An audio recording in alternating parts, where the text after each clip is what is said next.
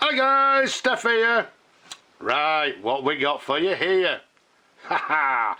Well, what we've got for you here is one of my favourite manufacturers. Some of you will look at it, you will recognise it straight away as a Onoto The Pen.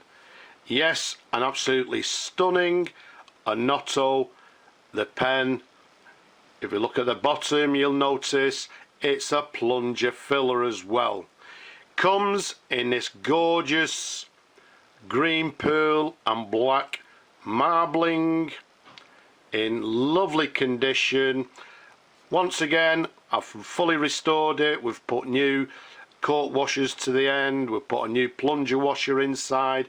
Everything's been cleaned and just giving it a little bit of a polish.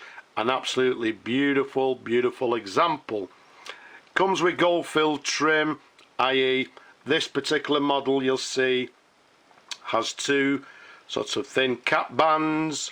You'll notice the clip there is the Onoto sort of chevron clipped there, and to the very top we've got this black stud to the very top, and to the bottom, for you people that already know, we've got this sort of black blind cap to the very bottom there.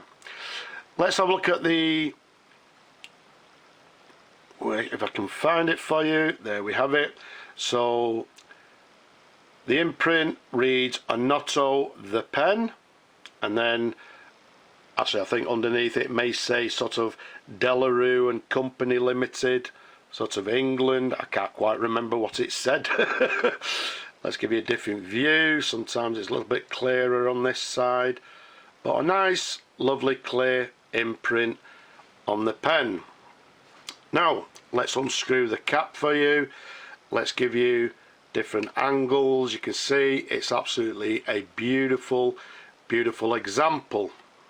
Let's pop the cap down, show you the section. On these pens you'll notice the section is quite a long, slightly tapered to this little ridge to the very top there. The nib, let's keep it nice and still. What we've got for you is a Rue Onoto 14 carat London 3 ST nib, and again you can see everything is lovely and clean. Let's show you a sideways view, show you the feed underneath, again lovely and clean. Okay, so there we go, a lovely Onoto nib. Let's give it a little bit of a different angle for you so you can see that. All in all, as I say, one of my favourite pens. A lovely size, i.e. from the top of the cap to the bottom of the barrel, it's around about 138 millimeters capped.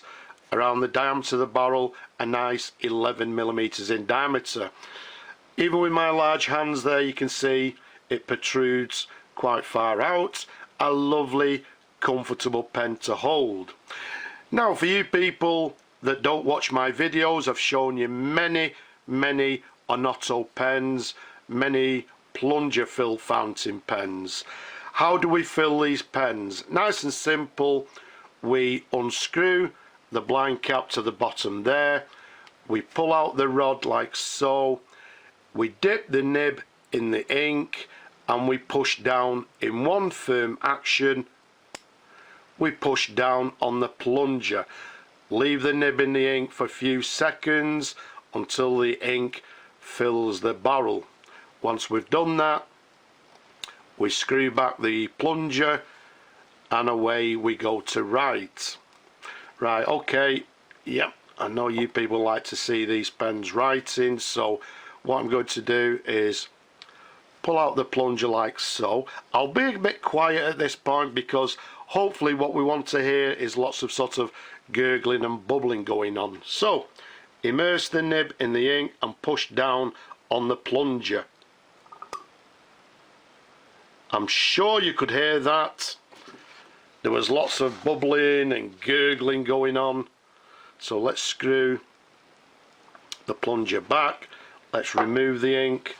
Let's bring on our little pad and let's see how the pen writes. As always, it's the first time I test them, so we'll keep our fingers crossed and let's see how the pen writes.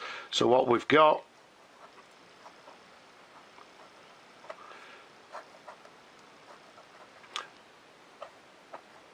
we've got Onoto the Pen, this particular model being the 6233 in green and black marble. The date of the pen, I'm dating the pen the very late 1940s to, I would say, the mid 1950s. More, I would say, to the sort of late 1940s. But all in all, it's actually does have, as you would expect with a lot of these nibs, it has some variation in the lines. So, right, there we go. Now, I don't know if you've actually noticed, it's actually stopped writing. Now, the reason for that being is, one thing I forgot to do, these pens have, they have like a seal inside. Now, what you're meant to do, which I forgot to do, is screw the plunger knob all the way home. Once you've done that, you need to give it half a turn backwards.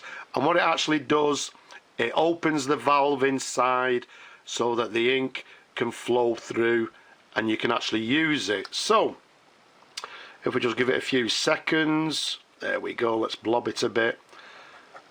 And there we have it. Okay, so the pen now is writing lovely.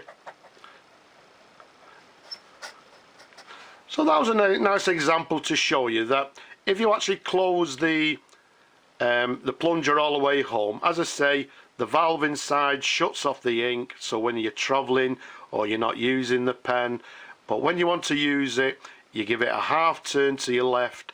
In effect, that opens the valve inside and allows the ink to flow. So what we'll do, we'll screw it all the way home, and there we have it. A lovely smooth writer.